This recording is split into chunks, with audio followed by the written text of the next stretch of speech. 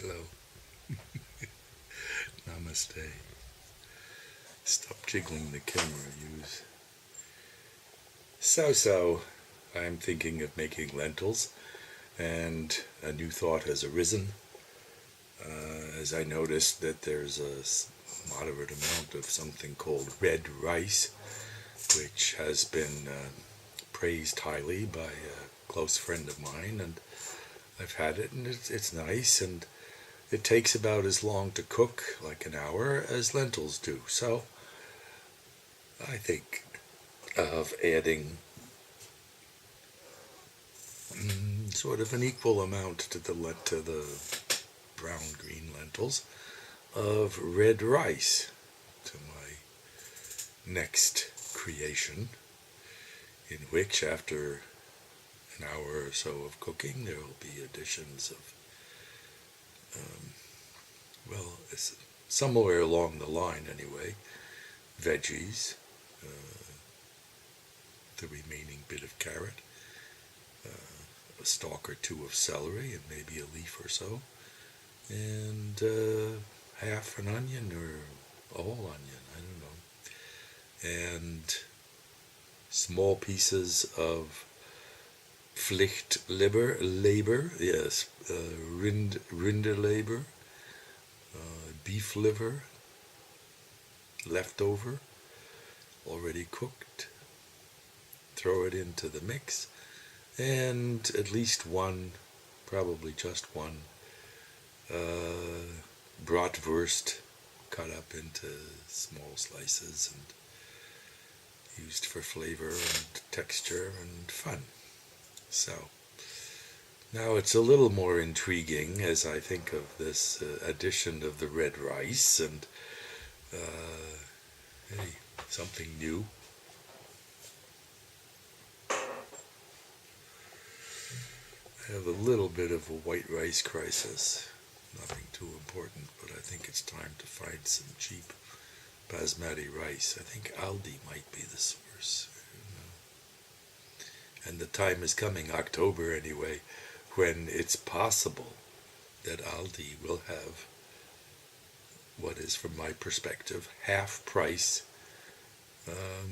maple syrup. €3 a bottle instead of 6, which everybody who happens to carry it charges throughout the year. It's coming as Christmas season, when various baking projects take off. My own baking project of chocolate eclairs, or eclairs with chocolate stripe on top and vanilla pudding or custard inside, is dragging on and on out of some sort of angst, fear that I'm going to fuck it up. I don't think I've ever made custard, and that's the right filling, and they even suggest that you make it a little early so that it's in the fridge for a day or something, I guess.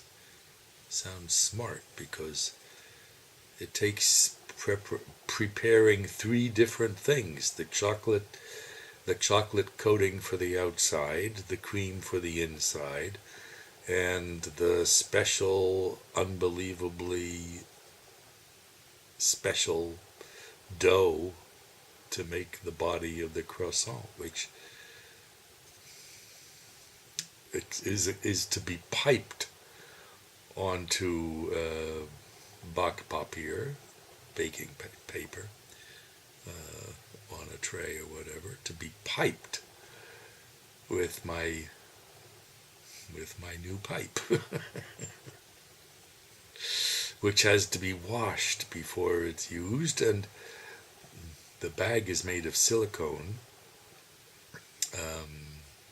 It's I'm sure made in the Far East someplace, I'm not sure where, and the instructions for washing it before use are absolutely and clearly defined for throwing it in your dishwasher. they don't bother to talk to people who don't have a dishwasher, but I don't and won't, and I'll have to figure out how to wash it. And then make 3 different components, none of which I've made before. The chocolate even requires boiled cream, Schlagsahne, whipping cream, 30% or 35, whatever, fat, and cut up chocolate pieces. The chocolate pieces will be easy. I have something called block, which is a big block of nice semi-sweet chocolate. This will make a fine chocolate coating. And then another problem, of course, is besides my fear of the unknown, of the untried, of failure, is that this recipe is supposed to make 12 eclairs. Probably small ones, but still, I should not be eating 12 eclairs in the few days that they'll keep even in the fridge. I think, 3 a day for 4 days? 6 a day for 2 days? Whatever. We'll see. I will almost certainly give some away or share some with somebody.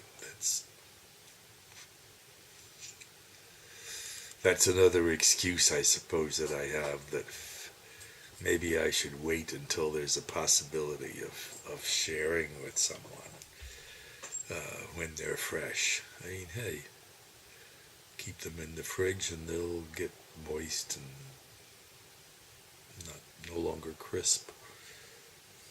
I don't know how crisp they'll be, but it's not so clear to me what makes all of the space inside, given that there's really nothing to make them rise, especially. Well, anyway, we'll see. We shall see. The worst that comes to worst, I'll have some custard to eat, or something like that. And I'll bet I bought some cream. I have a little package, with a twist top, so because I only need a fraction of it. And previously I'd bought a container of sour cream by fucking mistake. It was so much cheaper than the other stuff. Something's escaped my consciousness and I bought it. I think I'll probably give it to my Russian neighbors who probably use it routinely. I don't typically like it for anything. Maybe with chili, I don't know, probably not. So anyway,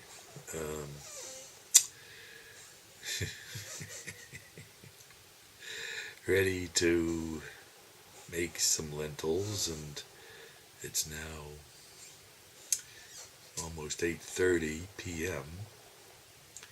So maybe around 10 o'clock or so there will be lentils with rice and meat to eat as an evening meal.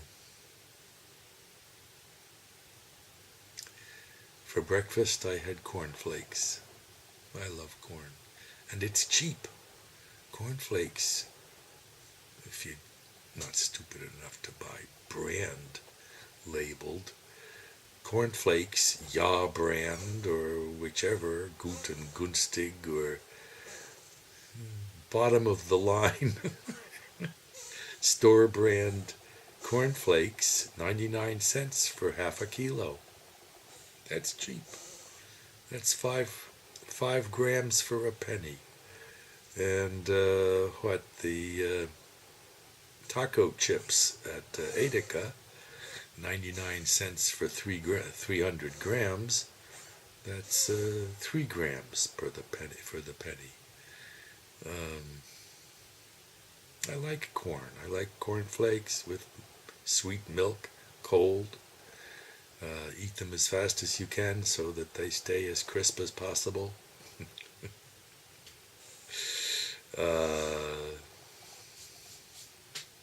Taco chips.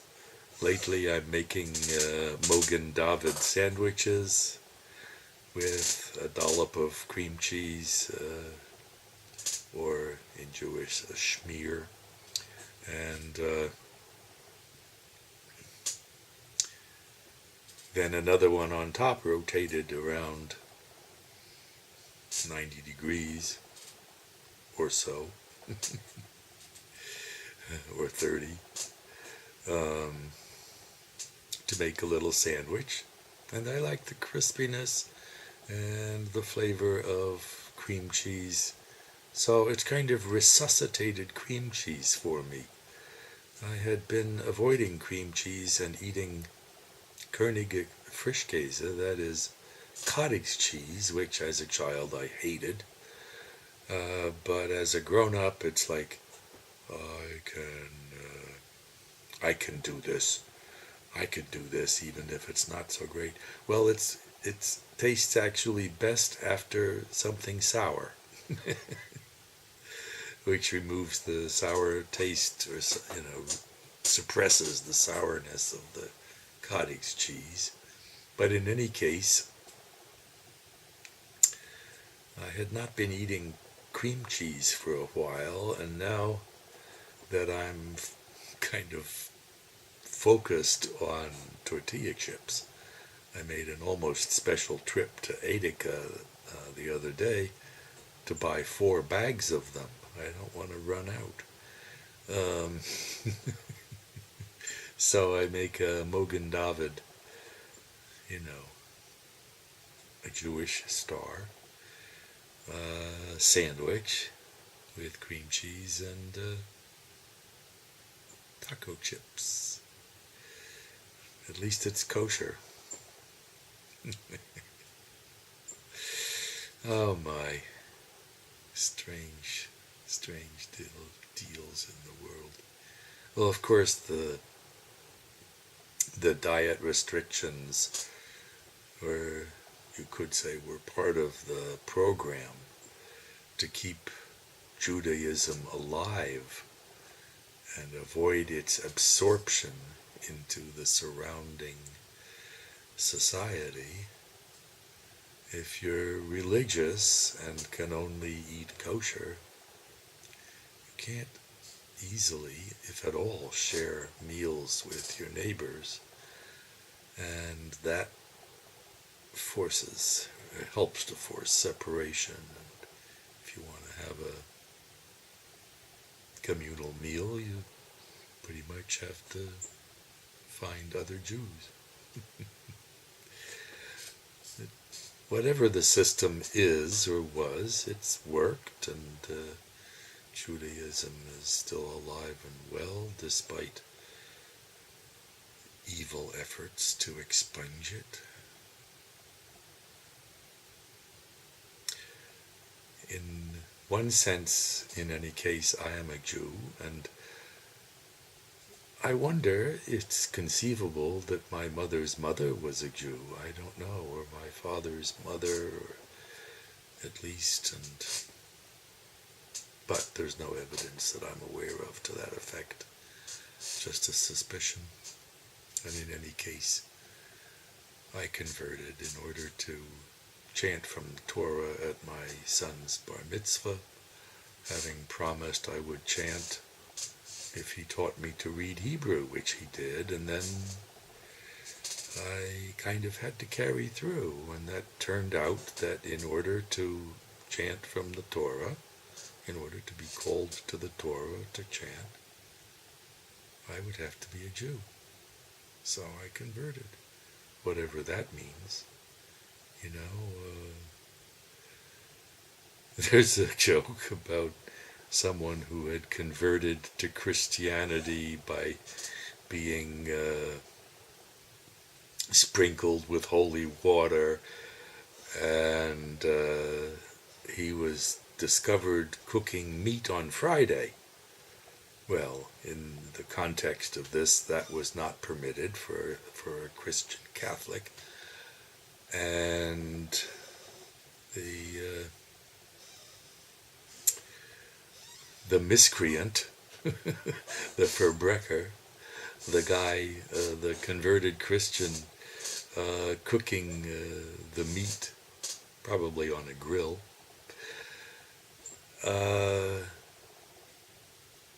demonstrated by sprinkling water on it and saying, "Fish, fish, fish," just as he was converted to Christian. Fish, fish, fish. Why not? What's in a word? And so,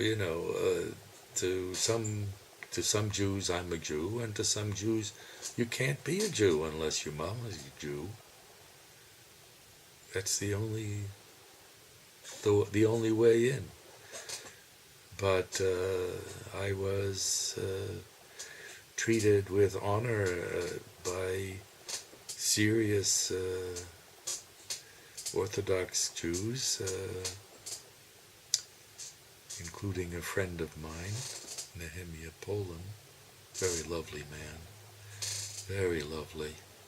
I'll tell you the two things that are lovely about Nehemiah in my experience.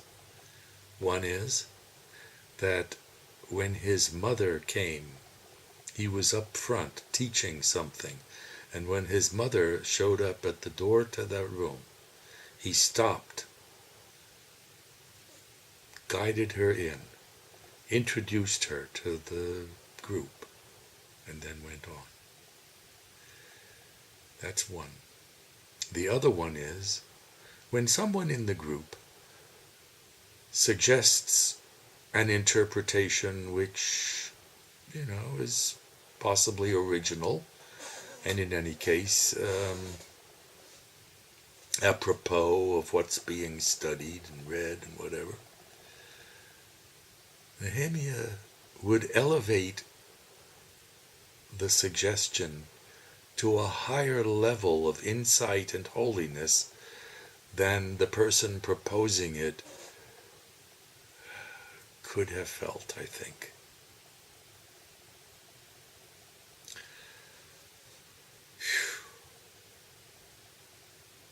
Anyway, for some, even Orthodox, I was a Jew. I was called to Torah in this Orthodox shul, and I knew the blessings before and after, and how to chant, but that's all in the past. I actually stroked my beard a little, noticing from the last one I recorded how messy it was, not